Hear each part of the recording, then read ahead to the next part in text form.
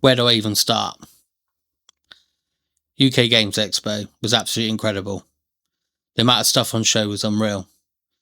And if I'm honest, one day was not enough to fit everything in.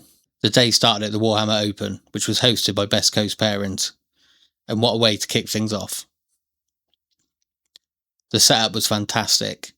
The top table was being live streamed throughout the whole event, giving everyone a chance to follow and see the pros in action. I also managed to have a quick chat with a couple of people on the main stage. They had some awesome models on display. From Weta Workshop, of course, Titus and Abaddon. The detail on these were absolutely insane. Next up, we had the trophies. And again from Weta Workshop, the smaller heads from the World Berserkers, Space Marines, etc., which were totally sick. And for the price of these things, they looked just as you'd expect. From there, it was time to carry on the rest of our adventure. Obviously, our first stop had to be the photo booth at the Warhammer Open. It had an epic backdrop and plenty of props that you could have a play with. I chose a Dark Angel's helmet and a nice golden axe. There was no way I was passing up this opportunity. After that, we stepped to the main exhibition halls, and wow.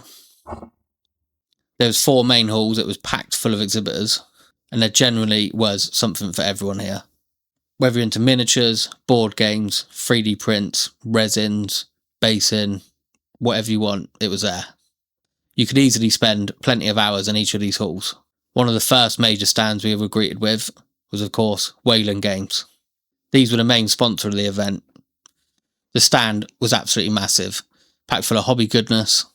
There was plastic everywhere, huge ranges of games, paints, accessories, brushes, and also, while we're on the subject of Wayland Games, I now have an affiliate link.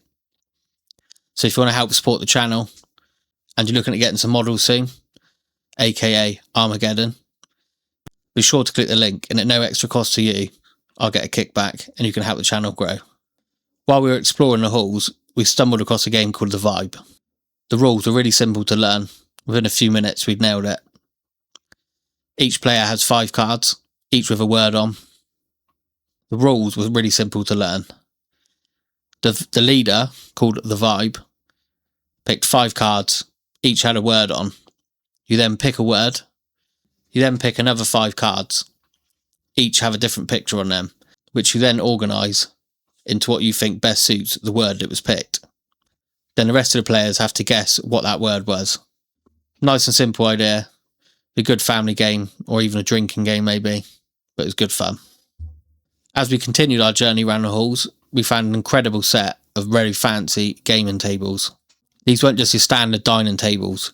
These had felt tops, lighting, speakers, and plenty of accessories that can be added onto the table. They looked amazing, but the price tag would seriously dent your wallet. As we wandered further around the halls, we spotted, of course, the new Armageddon box set. It was in a glass display cabinet with the box, all the stuff you get in it, a set of the unpainted plastic models, and a set of painted, and some terrain on the bottom. And it's great to get a proper look at these models up close in the flesh a few weeks early. And next up, we had Duncan Rhodes' stand. Not only did he have his amazing paint range on display, but also his new game in collaboration with Dark Reaper Games, which looks like it's going to be a real hit. The character looked amazing, the rules looked fun, can't wait to have a go on this. We also spent a bit of time looking around the painting competition he had on show as well. One of my personal favourites was a Funko Pop Space Marine, painted by Stibio Primaris. It was such a creative piece, and a fun take on a Space Marine. It immediately caught my attention.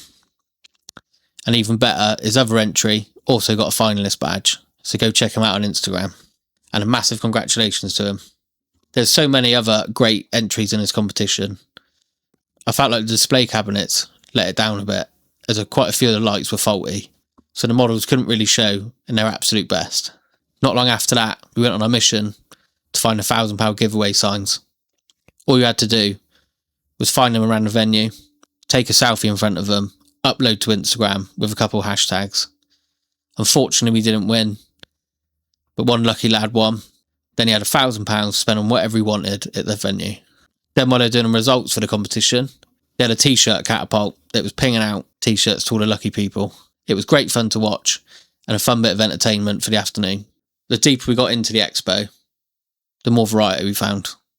There's stands selling new board games, 3D terrain,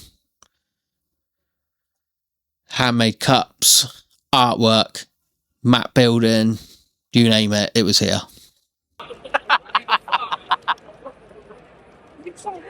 That's brilliant.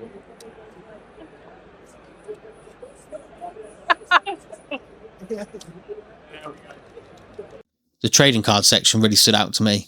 Some of the artwork on the cards was incredible, and I have to admit there's a couple of games I wouldn't mind getting into, Naruto being one of them. Also, around the venue, there were some fantastic pop culture displays, including props from Star Wars, Fallout, Ninja Turtles, and all that goodness.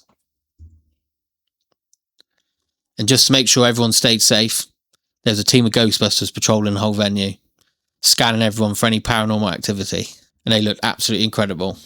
Now, one of my favourite stands of the show, Colour Forge. If you know me, you know I absolutely love this primer. They had a range of new colours, and me being an idiot, I didn't realise they were an event exclusive. The new colours should be available at some time in July. My personal favourite was the Warmonger Green, which I was hoping to use in my Armageddon scheme, but I'm going to have to wait now.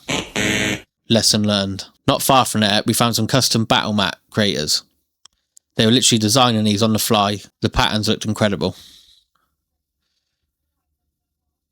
The mats looked absolutely insane, and it's really cool to see the process happening live while you're at the event. Then we made our way to the Green Stuff World stand, another one of my favourites. I've always found their products fantastic value, and I couldn't resist picking up a few things. First up was the XL Wet Palette. Everyone needs a bit more real estate when they're painting, and this palette does just that. I also picked up the Toxic Waste resin kit for basing, which has some resin, some bark, and it included some glow-in-the-dark stain to really make your resin look very toxic. I cannot wait to try this out and show you my results. Next up was the boys from C Studios. As you'd expect, these miniatures looked absolutely amazing. A lot of these miniatures were for sale, but they didn't have a price on, so I imagine they're very expensive. And it was inspiring to see these models in the flesh, not just on Instagram or in a picture. We had a quick chat to a couple of the guys, got plenty of free stickers, and my favourite being the new Purity Seal one. And also alongside the Seed Studio stand was Astratius, which is James's new clothing brand. The t-shirts look fantastic with plenty of variation on designs. They also done a collaboration with Ollie from Black Art Minis, and that t-shirt looks absolutely sick. If you're not already following him, be sure to check him out. Before wrapping up, we had a quick look at the Kraken Hobby Desk Organiser. This thing was massive. It had drawers for storing your parts, specified paint holders, shelving, really good bit of kit.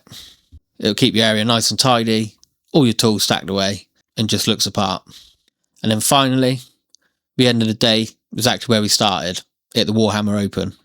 This time, we had to walk around all the tables, seeing plenty of live games in action, and the armies on display looked amazing.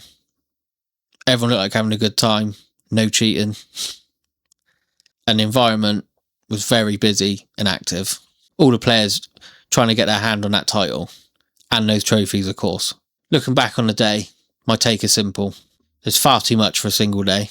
Every hall felt like it had another hidden gem, hidden just around the corner. And there's so many games and so many products, it was so hard to take everything in. That's why next year, I'm going to be doing a full weekend. Have one day for shopping, one day for exploring, and one day for testing. If you attend the Games Expo this year, leave a comment below and tell me what was your favourite thing and what are you most looking forward to. And if you've enjoyed coming through on this tour with us, then please don't forget to like and subscribe and leave a comment below. And stay tuned, because in the next few weeks, we're going to have plenty of Armageddon content, 11th edition content, and plenty of battle reports. So stay tuned, and I'll see you in the next one. In the grimdark universe,